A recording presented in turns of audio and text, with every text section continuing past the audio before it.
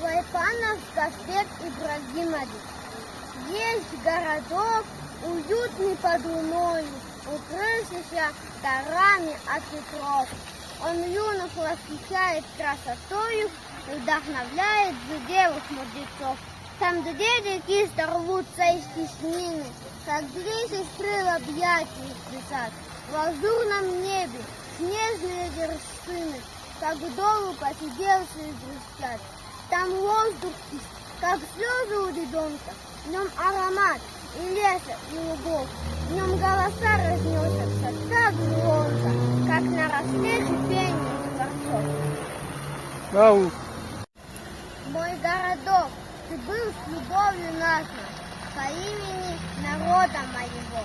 Тебе, как сын, я узами привязан, и без тебя не стою ничего.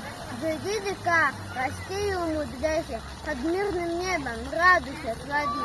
Мой карачай, песни разбивайся, на языке влюбленных говори. Машаллах.